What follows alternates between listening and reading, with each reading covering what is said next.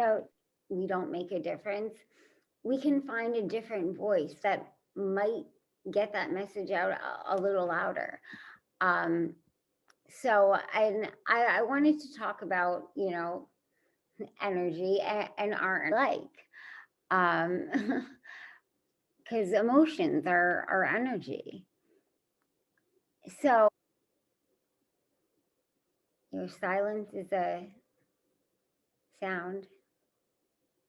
And I don't really have formal art training, so I usually just paint with whatever I find and whatever I can find on the floor. But art is a great way to just express ourselves with no judgment, just what we hope for ourselves, what our energy is.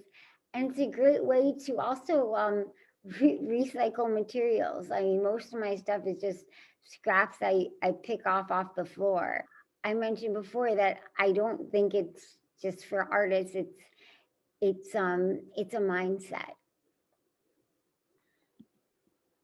And there are many benefits of creativity. The biggest one is that creativity leads to compassion. And through this compassion, I think that's the best way to make change. Like our ecosystem is just like this interconnected world of diversity that embraces all that. And that's what makes our whole universe. I think this is a wonderful way to bring us all together. You have to see what you want for yourself. To give you something you're practical, anything that we can really express our energy with. And oftentimes it could be words, but oftentimes it's not words first. So looking back at what we've made gives us the words to share, or we can speak up with our art, and we don't need words for anyone. And the cool part about art is it's endless options for all. For me, I got into puppetry and I didn't realize it is the coolest thing to do. First of all, anyone can do puppetry, whether it's shadow puppetry or this is toy theater, but it's the best way to just recycle and reuse anything. And more importantly, it's the best way to find the hidden life of everyday objects around us. This was a toy theater piece I made called like the soul of water. I'm asking like, what if we started, asking who water was rather than what water was? And I had a lot of fun with the cardboard box, playing around with the possibilities I could do with it. You never know what you can do out of a cardboard box, and that's the truth. A handout from Handspring Puppet Company, who they're a puppet company based in Cape Town, South Africa. And for anyone that knows the show that came to Broadway, War Horse, they created the puppetry for that.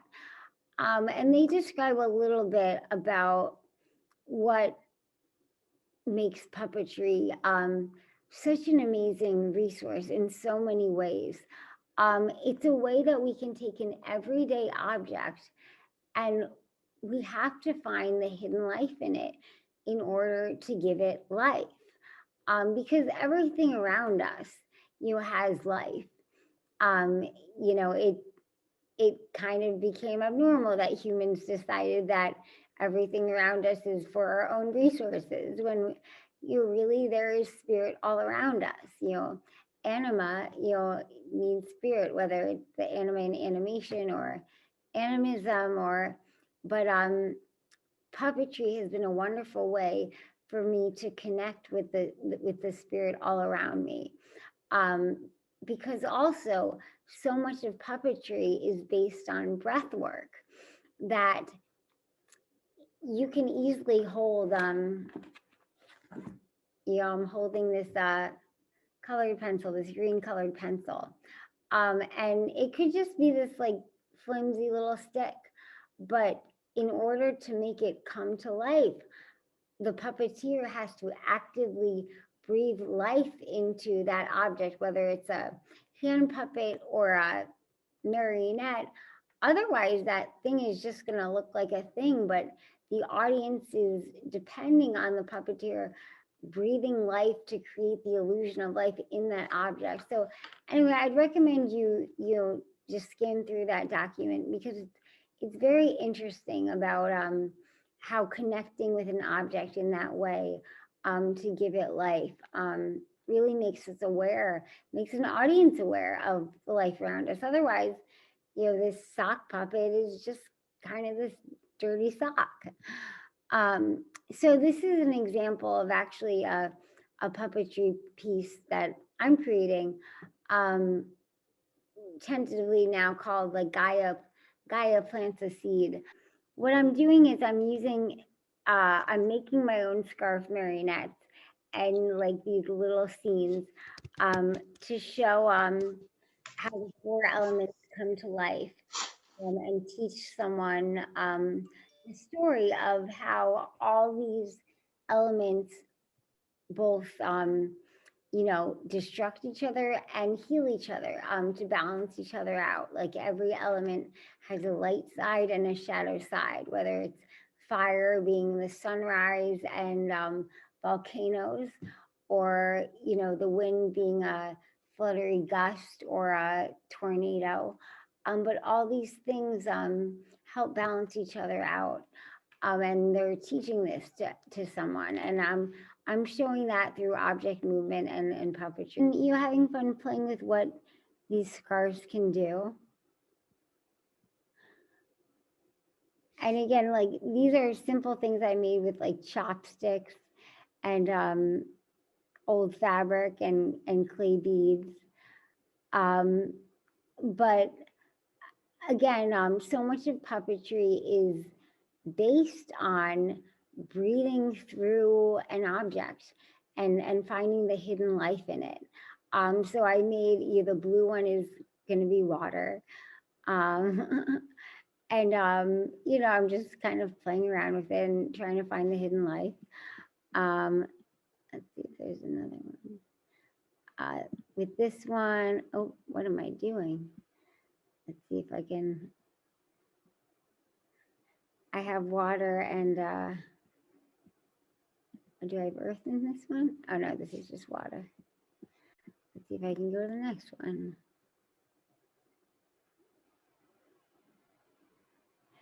Again, I'm just having fun with the earth element, trying to figure out what it wanted to do.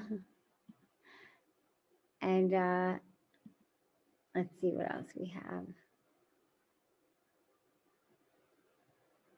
So again, these are just simple things you can make, but they're also just very physical ways to explore your environment. I mean, I can even send instructions for making your own scarf marionette, but they're very simple to do, and they're a lot of fun. But anyway, I'm creating a performance based on that.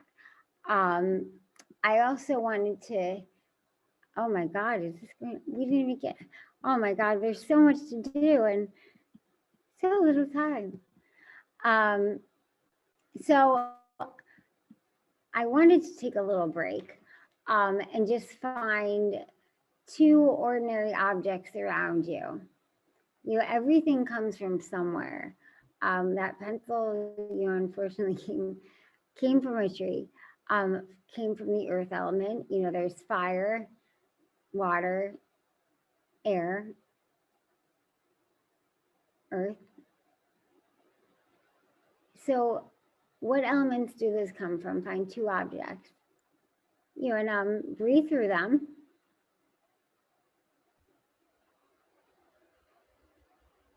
And maybe they want to talk to you, or maybe you want to move them in some way. But have them tell you where they came from. I mean that everything comes from somewhere. That all comes from our unique place. So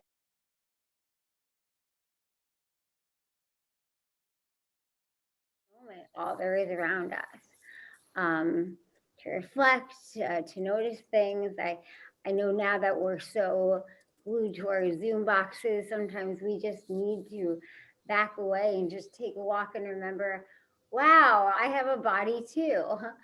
And ultimately, it's the best way we can connect right now, because there's so much more to connect with that we sometimes overlook. There's hidden life all around us. And for me, I find that in nature, whatever the nature is, as long as I'm outside breathing a breath, there's nature all around me. Um, these are just some resources that I'm going to share with you after of people that have created walking practices. I'm an artist. So these people are all artists who have kind of made art wherever they're walking to really capture what it's like living where they live. Um, so you know, sometimes I think when our ways of traveling may be limited, or we can only get to a certain place, I like to visualize. Design a walk that you'd like to take anywhere. What world do you want to see in your future, or what kind of walking path wherever you are do you envision for your community wherever you are. It's just something to think about, maybe something to journal about. Are there detours where you live? How would you define a detour? um, and these are more pictures I took on my walk. And I just try to notice the littlest things, how that tree kind of branch points straight up despite the wind. And I try to learn lessons from, however the trees are shaped around me. I make a list of movements that inspire me to move like them when I'm looking to just feel very present and in my body. Like a vertical ripple leaf billowing in the window. Um, and, sometimes what I paint is inspired by what I see. This isn't necessarily the trip I showed you, but it's what I saw around me in the movement of the wind, in the trees, in everything. This is a quote from Lauren Elkin, who wrote a wonderful book about the art of flaneuring, which is just walking around it and noticing. And I love this quote that just walking is mapping with your feet. It helps you walking indoors or in the city. And again, he writes, walk as if you are kissing the earth with your feet. Do a little bit of puppetry as well. Well, every day I've been kind of working with, these are some of my paintings of, trees that inspire me. And I've been creating these marionettes and just, again, how you mentioned how you have to go very slow. I've been moving these marionettes I've created just out of fabric, just really, really slow, just to see how they move and what they experience in their landscape. And again, it's a way for me to see the world in a new way, just by how these strings move. It doesn't take much to make a scarf marionette, but the ability to just go very slow and see how the legs work on different surfaces. That inspires me to walk differently when I'm outside. So you'll see I had a little fun with this one. And again, this is like the hidden life I find in trees all around me that I painted. And then sometimes I'll bring out another one. and again, I just love using found materials to see how these beads on the legs make them walk differently. And then when I walk, I'm like, oh, can I try to move like them?